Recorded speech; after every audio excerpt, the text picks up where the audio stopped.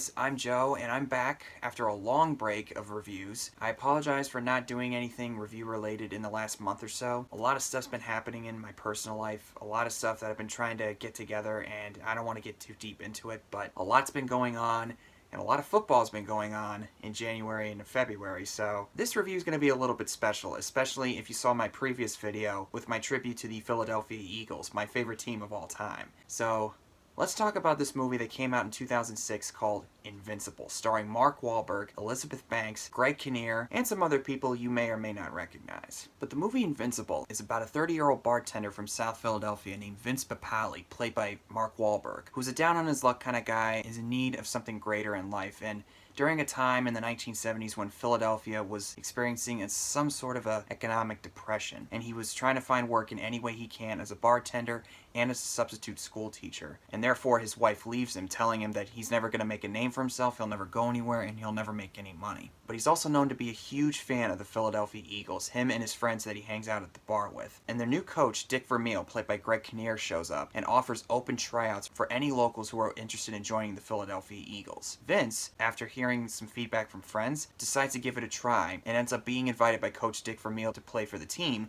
even though he never played college ball in his life, only 1 year of high school football. Now, in case you guys haven't gotten it by now, I am a big fan of the Philadelphia Eagles. They're my favorite football team of all time. And if some of you guys out there who are watching this are probably rolling your eyes or saying, how could you be a fan of the Eagles? They're one of the worst teams out there. They're one of the most stupid teams out there. I've heard it all before. I'm used to it by now.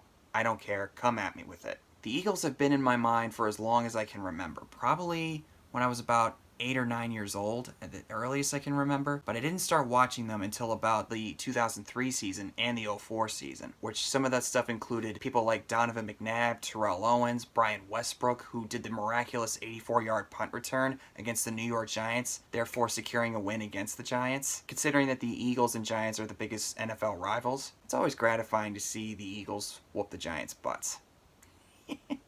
Sorry to any Giants fans that were watching this. And then you had some guys like Freddie Mitchell, a wide receiver, who's probably most famous for the 4th and 26 catch that he made in the divisional playoff game against the Green Bay Packers. McNabb is back. He's looking. He is firing, and it is caught by Freddie Mitchell. Short of a first. I don't know, did he get it? Does he have a first down? He does. He does have a first down. But there was nothing quite like this play that he did. Goes McNabb again. He looks, he fires, he plays to L.J. Smith, who coughs up the football, but it's caught in the end zone by Freddie Mitchell.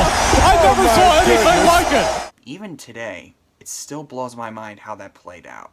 I don't think I've ever seen an NFL play go down like that at all. And the Eagles had been in the Super Bowl at least 3 times before. 1980 or 81, if I'm not mistaken, where we lost to the Oakland Raiders really badly. And then it was in 2005 when we went to the Super Bowl against the New England Patriots and only lost by 3 points. After that, I took the loss pretty hard and was off and on with the Eagles for a while. I would watch them occasionally, but I distanced myself from them because I didn't want to experience the pain of losing a big game like that. But this past year, seeing guys like Carson Wentz, Zach Ertz, whom this is the jersey for, number 86, and guys like Jay Ajayi, LeGarrette Blount, Malcolm Jenkins, Fletcher Cox, Torrey Smith, Nelson Aguilar, and Alshon Jeffrey, this whole team this past year, it got me back into the Eagles again. And to see them finally win their first Super Bowl ever, I couldn't be more prouder to be an Eagles fan. It gave me a feeling as an Eagles fan that is not going to leave me anytime soon in the near future. And even if we end up winning 1 Super Bowl in my lifetime, I could go on to the other side saying, well, at least I saw them win 1 time. That's all I needed. But if we win like 4 or 5 more in my lifetime, I'll gladly take them. And in case any of you guys are wondering, my 3 current players right now are Zach Ertz, Carson Wentz, and Nick Foles. Love those guys. Love them. Not just as players, but as people in general. They're really great role models to look up to, which is something that you don't really see in NFL athletes these days, let alone sports athletes. But anyway, back to the movie Invincible. It's made by a man named Erickson Core, and he's known as a cinematographer for movies like the Ben Affleck Daredevil, Payback, or the first Fast and Furious film. This was his feature film debut as a film director, and then he later went on to make the remake of Point Break, which did not receive the best reception. As a movie itself, though, it's not the greatest movie ever. It follows some of those similar tropes that you would see in an underdog story. A guy who's down on his luck, is in need for something great, experiences a lot of opposition on the road to get to the point where he wants to be, and then he ends up proving not only to other people but to himself that he is more than capable of making his own legacy and making a name for himself. But what I think really elevates this movie for me, besides being an Eagles fan and having a lot of appreciation for the history of the Philadelphia Eagles, as opposed to other underdog stories where the main protagonist believes in himself and nobody else seems to, such as a movie like Rudy, for instance, which it does work in that film's favor, don't get me wrong, but as opposed to that film, Vince Papale actually kind of believes that stuff that other people have about him. Because when he gets an opportunity to join the Eagles and starts training in their training camp, except for Dick Vermeil, nobody on the team or on the coaching staff has any respect for him. They constantly taunt him at every turn. He has trouble keeping up with them physically, and Coach Dick Vermeil is the only one that's really pulling for him, because at the tryouts, he sees how fast this guy is and how good he is at catching the ball. And he's the only guy that he allows to come to the Eagles training camp because he sees something in him that a lot of Philadelphia Eagles players are lacking.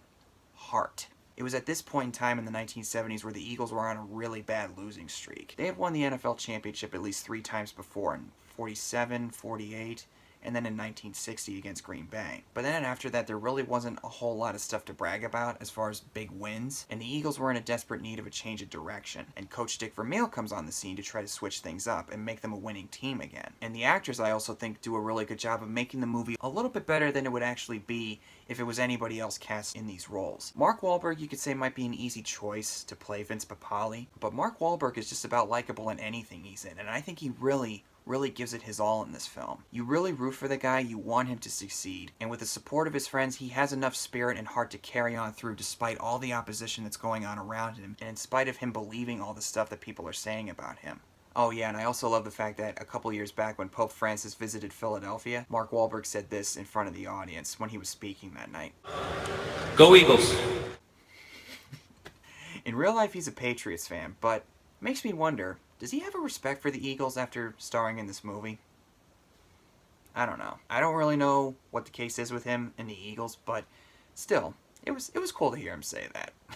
And also, who I really like is Greg Kinnear as Coach Dick Vermeil, and I think he's in some ways underappreciated as an actor. And I like the bond that he shares with Vince Papale, and he sees the heart that the Eagles really need, and nobody else really seems to notice about him. And after seeing Vince Papale carrying his whole way through training camp and against everybody's opposition, he decides to make him an official player of the Eagles, making him a wide receiver for special teams. And then you got other actors like Elizabeth Banks, who at that time was very famous for movies like the Sam Raimi Spider-Man trilogy as Betty Brant. Now she's a very notable actress in films like Pitch Perfect or The Hunger Games and various other things. But I think she's pretty good as the love interest Janet. From what I understand, she's Vince Papale's third wife in real life. Vince Papale was married at least 3 times, and he's still married to this woman, Janet, all these years later. And in this movie, she's portrayed to be a Giants fan, which anyone who knows NFL sports history, the Eagles and Giants have a huge rivalry, and a strong rivalry at that. And in a lot of ways, it reminds me of my family. My sister's a Giants fan, some of my uncles and my cousins are Giants fans, and my grandfather's a Giants fan. It's kind of an interesting turn of events whenever that stuff comes up. And while the love story may be something that you've seen before, I think it's done really nicely, and I buy the relationship between the two personally. And I've always liked Elizabeth Banks. I think she's a very good actress, and she's also very beautiful too. But anyway, getting off track. And then some other actors like Michael Rispoli, if I'm pronouncing his name wrong, I apologize. You might recognize him as Richie Aprile Sr. from The Sopranos. And Kirk Acevedo, or Acevedo. Again, I'm not really good with the names, so I apologize. I recognize him as Joe Toy from Band of Brothers. And he also showed up in Dawn of the Planet of the Apes a couple of years back. And he plays Vince Papale's best friend who encourages him to go out and try for the Eagles, even if it may not work out in the long run. But probably my favorite moment with him and Vince is when Vince subtly tells him that he's now an official player for the Eagles. You're a freaking Eagle, aren't you? You're a freaking Philadelphia Eagle! But can you imagine that, though? Your best friend being a member of your favorite team?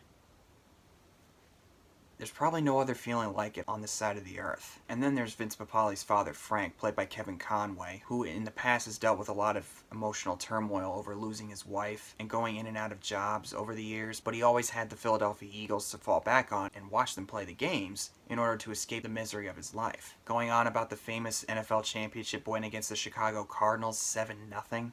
Even that is like, wow. Seriously, if you ever want to look it up sometime. Philadelphia versus Chicago Cardinals. Look it up.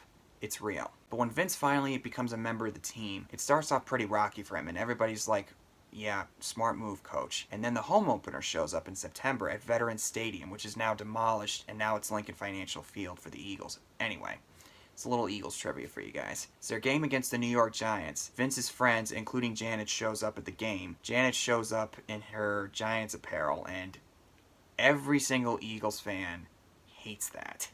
They hate it. But it happens with every other team, not just the Eagles fans. But when the game starts off, Vince Papale actually surprises everybody by tackling the receiver inside the Giants' own 15-yard line, and everybody, including the Eagles team, is like, whoa, nice job, man. And then by the end of the game, he's finally earned the respect of not only the team, but the entire city of Philadelphia. Especially the respect of this one linebacker who they kept doing practice blocks against, and the guy always knocked him down, always dissing him. And then when he finally makes that block, he gives him a huge hug saying, dude, you are awesome. Great job. And the game is up and down. The Eagles struggle against the Giants. And throughout this entire game, I gotta say, I love the fact that even though Janet's a Giants fan, whenever Vince is on the field and does something really cool, she cheers him on, no question. That's the only way she'll root for the Eagles, because she roots for him. But anyway, by the fourth quarter, the game is not really going too well, and Dick Vermeil decides to turn the ball over to the Giants. But then right before the ball is hiked, Vince decides to call a last-minute audible, changing the play, because he looks at the opposing player's knuckles. It was established earlier, after he was having trouble with drills during practice. If your knuckles are white, he's leaning forward, which means he's coming after him. But if the color's there, he's just going to block. He sees that in the opposing player right in front of him. He calls an audible,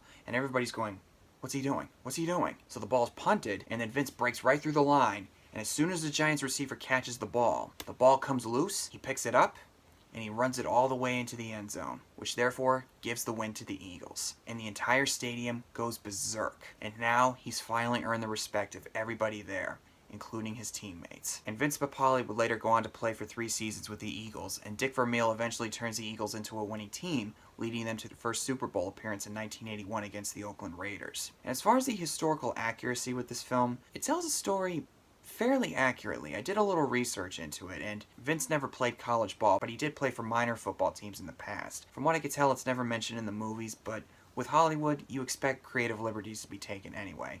And I think for the most part, it handles it fairly well. Overall, while I don't think Invincible is the greatest movie ever made, I've seen better sports films personally, I can't really help but roll with it anyway, not just as an Eagles fan, but also I think it's a pretty good underdog story in its own right. Especially, as I said, with the fact that the main protagonist actually kind of believes all the negative things that are being said about him. But he keeps going on anyway, and is finally able to prove himself to everybody that he can make a name for himself. And I love that he finally tears up the letter that his ex-wife left him, because, seriously, if there's any real loser in this life, it's her, because she missed out on what he was capable of. So those are my thoughts on the movie Invincible. If you've seen Invincible, let me know down in the comments what you thought about it. Do you love it, like it, think it's alright, or do you hate it? Whatever it is, I'll be prepared for it. And if you're into sports at all, particularly football, who's your favorite sports team? If you're a Giants fan, go ahead, say it. I don't care. I won't hate you for it.